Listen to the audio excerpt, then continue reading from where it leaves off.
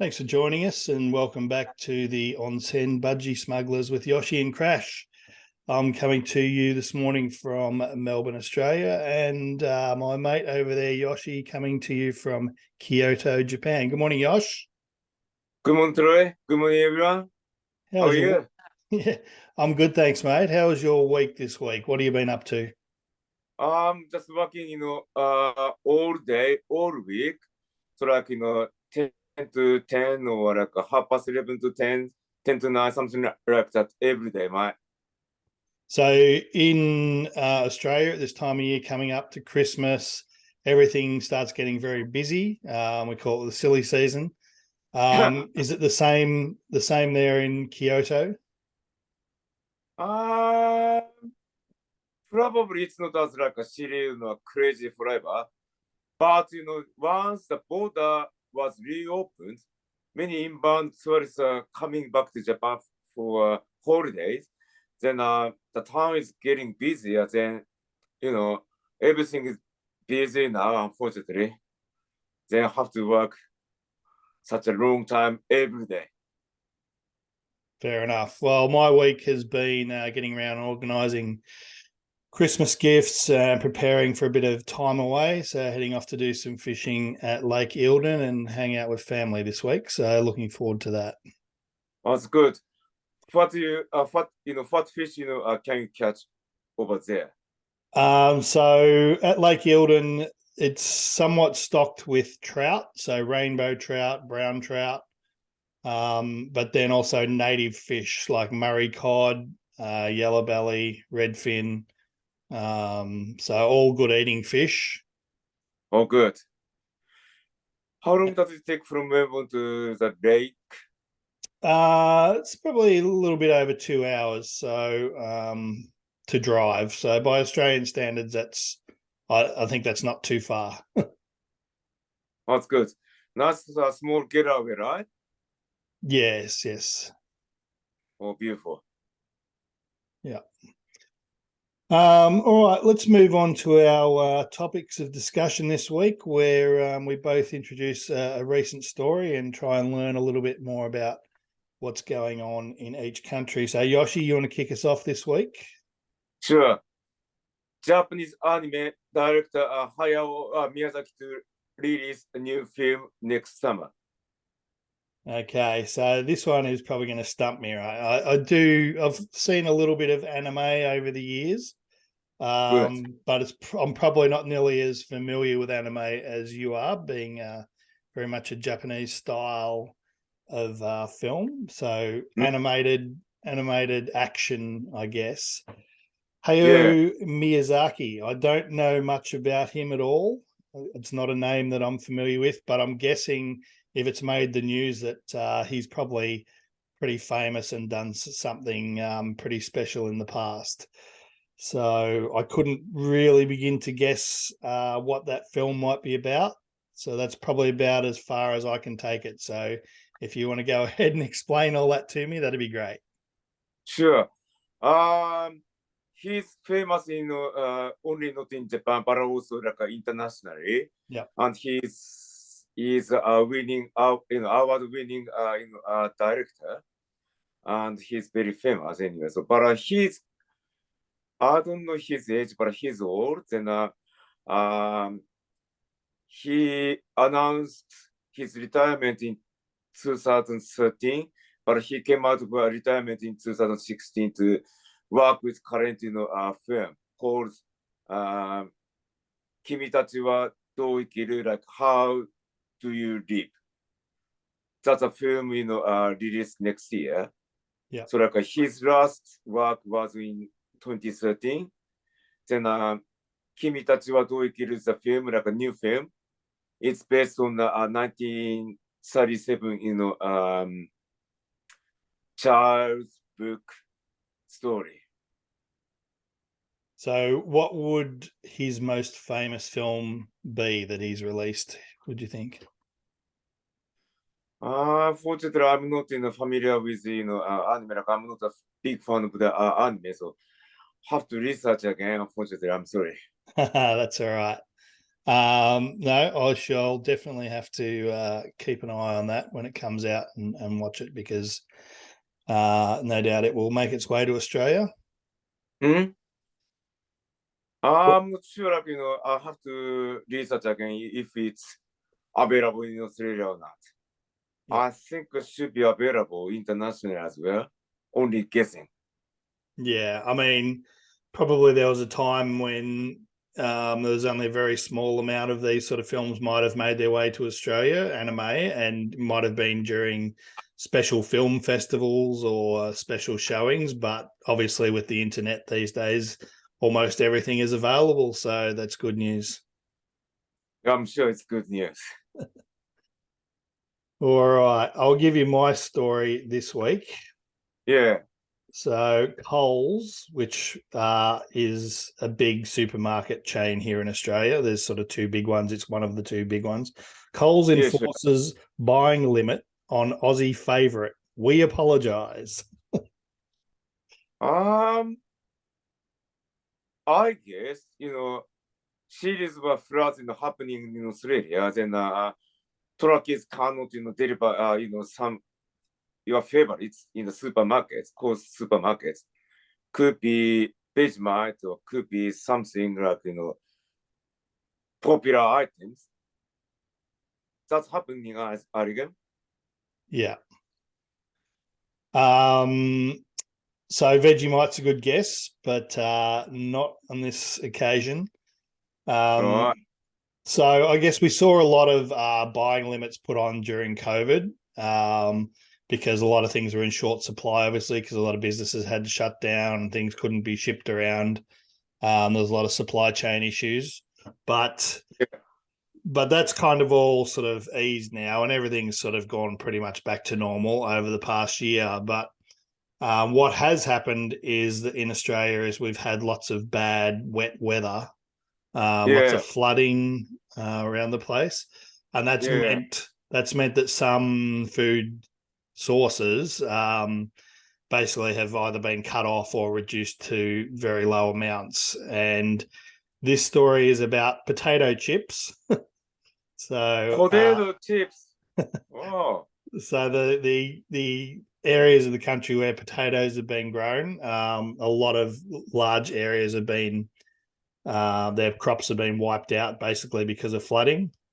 Hmm? So therefore, there's not enough potatoes to make the potato chips in large quantities. So on the supermarket shelves, in the recent weeks, apparently they've become more and more in short supply. And so Coles have put a buying limit of 2 bags of chips per customer at the supermarket. Oh, that's a shame. Do you like potato chips, Mike? I do. And certainly this time of year where there's a lot of Christmas parties or Christmas Day entertaining, it's the Yeah. sort of thing people will put a bowl of chips out on the table, and probably quite a lot gets consumed in Australia this time of year. I guess, yeah, right. What about, chips in, like, fish and chips or whatever, like, is there like, potato shortage as well? I haven't heard that, but it could be so. What I have heard, and I don't know if you've ever had a dim sim when you're in Australia. Hmm? A dim sim is a bit like a dumpling, with sort of pork and cabbage filling Hmm? inside it. And because, again, because of supply issues, cabbage has become in short supply in Australia. Or So, the, so the dim sims are in short supply, and a lot of fish and chip shops haven't had them. So a few people have been complaining about that in the past week, I've heard. oh, that's a shame. So many floods affect everything, right? Yeah, although let's just say potato chips and dim sims, probably neither of them are really that good for you in a dietary manner. So maybe it's a good thing after all. Yeah. Eat healthy food and doing exercise. That's right. All right. So that's our stories this week. I think we both learned a little something there. So that's good. Nice, Um, nice. so we'll just talk about in our past week things that have sort of happened to either inspire us or that we've found a little rough to get over and deal with. So Yoshi, you Yeah, take us away there. sure. The tough stuff is as I said, I have worked all week, then work is overloaded because of the many tourists. Then I got kind of frustrated. I got exhausted. I don't have much time to relax at home. That's a tough stuff. Inspiring stuff is unfortunately, it's hard to find out anything else other than work this week. But 2 weeks ago, after we had a chat, for last episode, we had a free training in Osaka. Then my teammate complimented about my improved and developed free skills. I was able to kick longer and accuracy. Good That's stuff, all. mate. Do you find that when you do go to footy training and play footy, that it is a sort of a respite and a way to get away from that workload that's sort of been taking up your whole life in those previous days? Yeah, absolutely. Yeah, it's a good exercise and refreshing my mental health conditions and feeling better physically. Everything's right. Much better. Yeah, excellent. I guess mine is kind of related to that. My rough time this week was missing my pub cricket, which sort of we play every couple of weeks.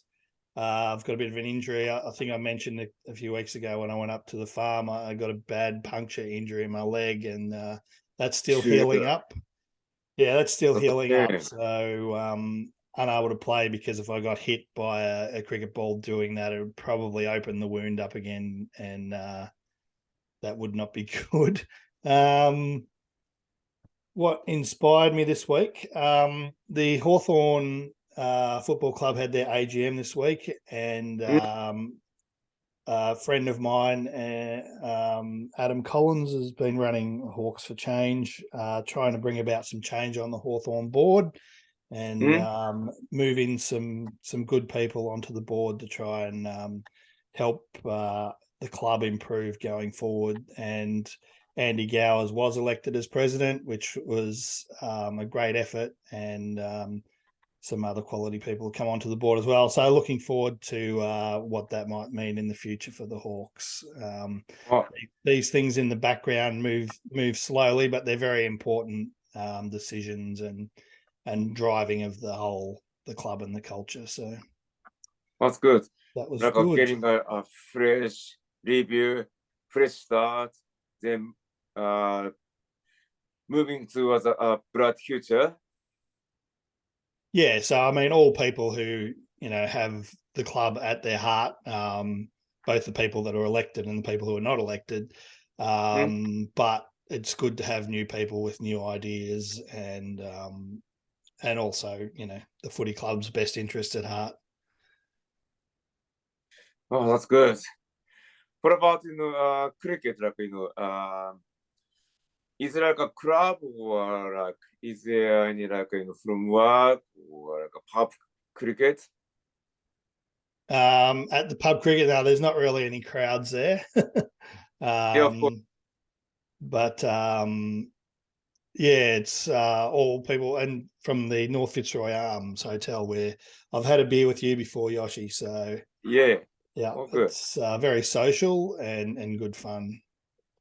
Yeah, who is the opponent? Yeah, exactly. Who is the opponent? From as a pub or as a pub sorry. Yeah, the Yarra Pub Cricket League is a whole bunch of pubs sort of around Carlton, Fitzroy, Richmond, and and yeah, they all play against each other.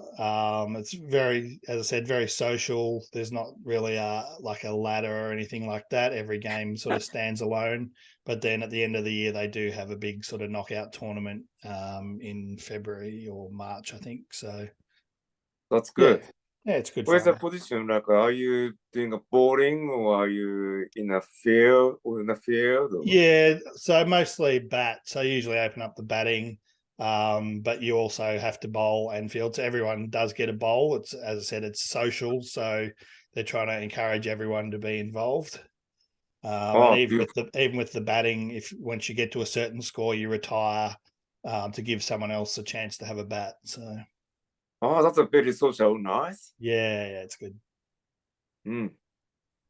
Oh, All right, a bit of footy talk this week. So I did yeah, notice online that Taylor Harris, just fresh off winning the AFLW Grand Final, and Cody yeah, Jarks were in mm, Japan and yeah, hanging out with some of the Japanese women's players. yeah. I saw the Instagram, like a AFA Japan's, Mirror Eyes, Instagram.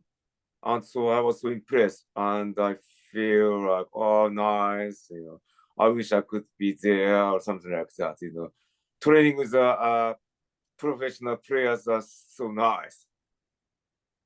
Yeah, and good to see women's footy getting a kick off in Japan. Yeah. So like, I think they established a few years ago. It's good to have a women's team as well.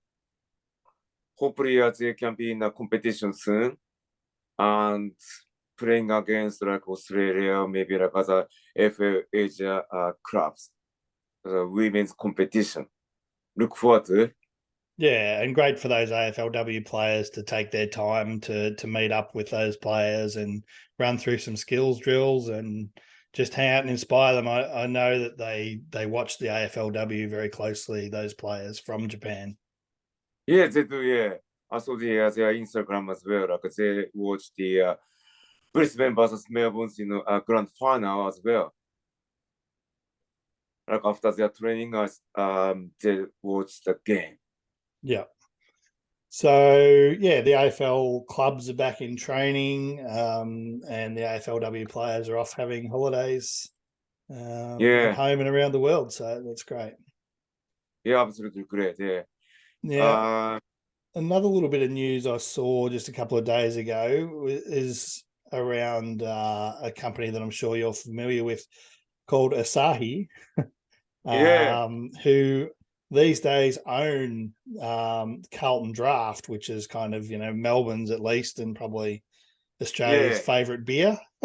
yeah. So Yeah, so the AFL's announced a new beverage deal that Asahi, with a number of their beverages, which include Carlton Draft and Gatorade, yeah. and a few others, are going to be the preferred drinks and drink suppliers and sponsors of the AFL. Oh, I'm so surprised to hear that. I listened to ICN's podcast the other day. Like I think yesterday then I heard the news as well. Like Asahi gets a sponsorship for the AFL. I'm so surprised to hear that. Also, Yeah, Asahi sponsors the local free club Caulfield Bears as well. So it's interesting to supply like Japanese beverage into the free. yeah, I've definitely been seeing Asahi around a lot more pubs in Melbourne lately on tap. Oh, So you can buy Asahi beer off tap in Melbourne pubs. So now I know why. It's because they own Carlton Draft. oh, makes sense. Yeah. I enjoyed Carlton Draft while I was in Melbourne. Like, it's my favorite Melbourne beer. Do you like Carlton Draft, mate? Love it, mate. But now it's Japanese owned, so you can enjoy it even more. Wish I could, get Carlton Draft here in Japan. Like, Asahi should import from Melbourne anyway. Yeah, I think you need to contact them and make that happen. Maybe you could be their local brand ambassador for Carlton Draft in Japan. Yeah, I'll have to promote. Yeah. encourage us to import from Melbourne and sell to the local bottle shop. So we're a week out from, or just over a week out from Christmas Day. Yeah. So I thought we'd just have a little bit of a chat about Christmas, our respective Christmases and what we'll get up to, because I don't really sort of know much about Christmas in Japan, whether it's sort of celebrated at all, whether you work, whether you do anything special for it. But I have heard a rumor that KFC is a big deal in Japan for Christmas. So maybe you could just fill me in on that. Absolutely, it's a true story, Mike. Japanese families, especially with young kids, go to KFC to get chickens and for their home parties. In Japan, like Christmas is not a holiday at all. Like just people just go to work and it's the same usual day. But like young families celebrate Christmas at home, like with a KFC. Then the couples go to a restaurants to celebrate Christmas as well. Like it's not a family feast day. It's unlikely Australia. That's happening in Japan. So what will you be doing on Christmas Day, Yosh? Unfortunately, I'm still working, just work all day. That's no How good. about you, Troy? Yeah, so it will be a holiday here in Australia. So it's not a work day for most people, although there's some, small amount of businesses have to keep working. And they pay their people more money to work on those days. But yes, I'll be having a family get together with my brothers in Port Melbourne. So yeah, we'll prepare a bit of a feast for our sort of late afternoon. Some Christmas ham, probably some turkey, and some Christmas pudding. So traditional sort of, I guess, traditional English Christmas foods. But in Australia, we quite often have them with the meat cold because the weather is warm. So hopefully it's a nice sunny day. I think it's going to be about 23 degrees Celsius here in Melbourne. Nice. So normally we'd sit around outside on the lawn and have a few beers and discuss what's been happening in our families for the year. And we give presents to each other, gifts, particularly for the children. So they'll be wrapped up and they'll open their presents and be all excited about that. Nice. So yeah, it's just a good family get together day and celebrating. People will obviously be doing that all over Australia. A lot of people have seafood for Christmas Day in Australia, which is something that's probably a bit different to Christmas in other countries. So people will sit down for seafood or a barbie. So yeah. But quite often it's hot in Australia for Christmas Day. In Melbourne, it's looking like it'll just be a nice day. So probably not ideal for spending Christmas at the beach, but it'll be a nice day. All good. All good. Excuse me. So I think that's about all we've got for this week, Yosh. Good. We'll be back to do a bit of a New Year's Eve show, December 31st. So I'm looking forward to that and hearing about how you're going to celebrate New Year's Eve in Kyoto. Yeah, that's right. But I have to work on New Year's Eve as well. Never stopping, Yosh, never stopping, except to do our podcast. So thanks once again for coming in this week, and thanks to those who are watching us, and Merry Christmas to those who celebrate. And Yosh, don't work too hard, mate. Thanks, Matt. Merry Christmas to you, and thanks for watching. Thanks, mate. See you next time. See you next time.